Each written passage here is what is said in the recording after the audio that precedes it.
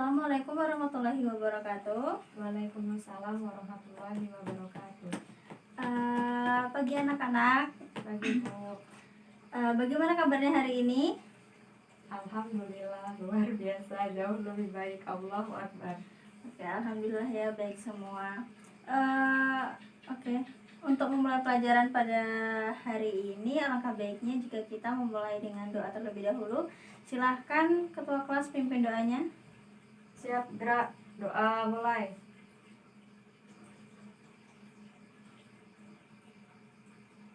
Selesai. Pada hari ini kita akan belajar mengenai sistem syaraf. Di mana sistem syaraf ini merupakan salah satu dari sistem koordinasi berupa penghantaran impuls ke syaraf untuk memberi tanggapan berupa rangsangan.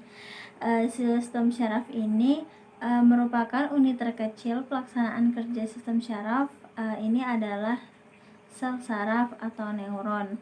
Nah, sistem syaraf ini juga sangat berperan dalam iritabilitas tubuh, di mana iritabilitas tubuh ini untuk memungkinkan untuk makhluk hidup dapat menyesuaikan diri dan menanggapi perubahan-perubahan yang terjadi di lingkungannya. Nah, sistem syaraf ini juga dibagi menjadi dua, yaitu ada sistem syaraf pusat dan sistem syaraf perifer. Di mana sistem syaraf pusat ini terdiri dari otak dan sumsum tulang belakang, dan sedangkan sistem syaraf perifer ini terdiri atas sistem syaraf somatik dan sistem syaraf otonom. Nah, sistem syaraf ini mempunyai 3 fungsi utama. Yang pertama yaitu untuk menerima informasi dalam bentuk rangsangan atau stimulus. Yang kedua yaitu memproses informasi yang diterima, dan yang terakhir yaitu memberi tanggapan atau respon terhadap rangsangannya. Nah, sistem syaraf pada manusia ini terdiri dari sel saraf yang biasa disebut dengan neuron dan sel gilial, di mana neuron ini berfungsi sebagai alat untuk menghantarkan impuls atau rangsangan dari panca indera menuju otak, dan kemudian hasil dari tanggapan tersebut dari otak akan dikirimkan menuju otot. Sedangkan sel gilial ini berfungsi untuk memberikan nutrisi pada neuron. Nah, sel saraf ini terdiri dari ada 8, yaitu yang pertama ada dendrit, yang kedua ada badan sel, yang ketiga ada nukleus, yang keempat ada neuron atau akson, yang kelima ada selubung mielin, yang keenam ada sel Schwann, yang ketujuh ada nodus Ranvier, dan yang terakhir ada sinapsis. Nah, di mana pada dendrit ini merupakan serabut sel saraf pendek dan bercabang-cabang. Nah, dendrit ini merupakan perluasan dari badan sel dan berfungsi juga untuk menerima dan menghantarkan rangsangan ke badan sel. Yang kedua yaitu badan sel. Bagian yang paling besar dari badan sel ini merupakan bagian yang besar dari badan sel yang berfungsi untuk menerima rangsangan dan dari dendrit dan meneruskannya ke akson. Nah, badan sel ini mengandung inti sel dan sitoplasma. Kemudian yang ketiga ada nukleus. Nukleus ini merupakan inti sel yang berfungsi sebagai pengatur kegiatan sel saraf. Dan yang keempat ada neurit atau akson.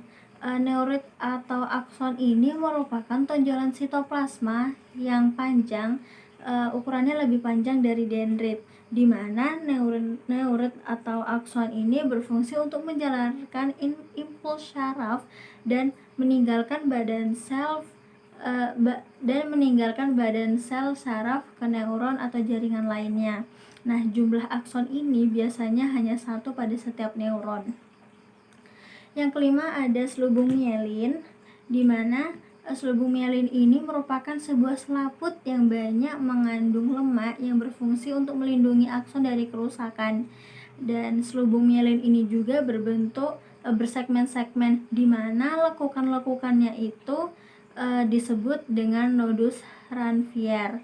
Yang keenam itu ada sel sewan, di mana sel sewan ini merupakan jaringan yang membantu menyediakan makanan untuk neurit atau akson, dan membantu juga untuk regenerasi neurit atau akson. Yang ketujuh ada nodus ranifer, di mana nodus ranifer ini berfungsi untuk mempercepat transmisi impuls syaraf. Adanya nodus ini memungkinkan syaraf meloncat dari suatu nodus ke nodus yang lain sehingga impuls lebih cepat sampai pada tujuan. Dan yang terakhir yaitu ada sinapsis, di mana sinapsis ini merupakan pertemuan antara ujung neurit atau akson di sel saraf satu dan ujung dendrit di sel saraf lainnya. Pada setiap sinapsis ini terdapat celah sinapsis. Pada bagian ujung akson terdapat kantong yang disebut dengan bulbus akson. Pasti dari anak-anak sudah tahu ya, jika sistem syaraf manusia ini dibagi menjadi dua, yaitu yang pertama ada sistem syaraf pusat dan sistem syaraf tepi. Nah, sistem syaraf pusat ini terdiri dari sumsum tulang otak dan sumsum tulang belakang, di mana sistem syaraf pusat ini berfungsi untuk pengendali utama pada tubuh. Nah, pada sistem syaraf inilah yang mengatur pergerakan tubuh. Misalnya nih, pada saat tangan kalian itu melakukan gerakan refleks ketika menyentuh mangkuk bakso yang panas. Nah, gerakan refleks itu tanpa kalian sadari ya, itu tuh merupakan tugas dari sistem syaraf pusat. Selanjutnya yaitu sistem syaraf tepi. Sistem syaraf tepi ini tersusun dari semua syaraf yang bercabang dari otak dan sumsum tulang belakang ke seluruh bagian tubuh manusia. Nah, fungsi syaraf tepi ini memungkinkan sistem syaraf pusat untuk berkomunikasi dengan bagian-bagian tubuh. Nah, sistem syaraf tepi ini bekerja secara dua arah melalui syaraf sensorik dan syaraf motorik, di mana pada sistem syaraf sensorik merupakan saraf yang menerima rangsangan dari lingkungan sekitar yang bertugas untuk meneruskan informasi rangsangan yang didapatkan kepada otak. Informasi atau rangsangan ini dapat berupa visual, rasa, atau aroma. Nah, hal inilah mengapa saraf sensorik ini banyak ditemukan pada indera penciuman, indera perasa, dan indera perasa seperti hidung dan lidah. Selanjutnya pada saraf motorik ini merupakan saraf yang menerima perintah dari otak dan sumsum tulang belakang serta mengantarkan perintah tersebut ke organ tubuh manusia lainnya. Saraf motorik ini dibedakan lagi menjadi saraf somatik dan saraf otonom. Di mana saraf somatik ini bekerja secara sadar, seperti contohnya itu seperti waktu mengambil tisu, menyendok makanan, dan mengelap keringat. Nah, maka dari itu saraf somatik ini biasanya ditemukan pada otot rangka. Jadi bisa memerintah otot-otot tersebut untuk berkontraksi dan sesuai apa yang diinginkan, apa yang otak inginkan. Nah, seperti itu. Selanjutnya ada saraf otonom. Nah, saraf otonom ini kebalikannya dari saraf somatik, di mana saraf otonom ini bekerja tidak sadar atau tanpa sadar. Nah, saraf inilah yang mengontrol kontraksi paru-paru agar tetap bernafas setiap saat. Saraf otonom juga ini bertugas mengontrol sistem pencernaan agar dapat mengolah makanan yang masuk. Maka dari itu, saraf otonom ini banyak ditemukan pada otot polos, seperti pada organ pencernaan, otot jantung, dan kelenjar, karena memiliki fungsi yang berlawanan pada organ yang sama. Saraf otonom ini juga dibagi menjadi dua lagi, yaitu ada saraf simpatis dan saraf parasimpatis, di mana Saraf simpatis ini merupakan saraf yang mengendalikan respon tubuh pada saat berada dalam keadaan bahaya, yang biasa disebut keadaan dengan fight or flight. Yang kedua itu ada saraf parasimpatis, di mana saraf parasimpatis ini berfungsi untuk mengendalikan organ-organ tubuh manusia saat dalam fase istirahat. Karena fungsi saraf simpatis dan parasimpatis ini berbeda, lokasi pangkal sarafnya juga berbeda. Saraf simpatis ini berpangkal di sumsum tulang belakang atau medula spinalis di daerah dada sampai pinggang. Sementara saraf parasimpatis ini berpangkal di medula oblongata yang lebih dekat dengan otak. Tadi kan sudah Ibu jelaskan mengenai bahwa rangsangan yang diterima sel saraf dapat berasal dari dalam tubuh maupun luar tubuh. Nah, rangsangan yang merambat ini disebut dengan impuls. Impuls ini diterima oleh reseptor, kemudian akan dihantarkan oleh dendrit menuju badan sel saraf. Saat impuls ini sampai pada akson, kemudian impuls ini akan diteruskan ke dendrit neuron lain, seperti halnya jaringan komputer. Sistem saraf ini mengirimkan sinyal-sinyal listrik yang sangat kecil dan bolak-balik dengan membawa informasi dari satu bagian tubuh ke bagian tubuh yang lain. Dalam sel saraf ini terjadi proses penghantaran impuls secara konduksi. Apabila tidak ada rangsangan, maka sel saraf tersebut dalam keadaan istirahat. Dan dalam keadaan ini, saraf tidak menghantarkan impuls. Membran luar sel saraf bermuatan positif karena kelebihan kation atom Na+. Membran dalam sel saraf bermuatan negatif karena banyak ion K+ yang keluar akson. Keadaan seperti ini disebut dengan polarisasi. Terjadinya kondisi demikian karena peran pompa Na K dan sifat membran akson yang lebih permeabel terhadap K+ dan kurang permeabel terhadap Na+.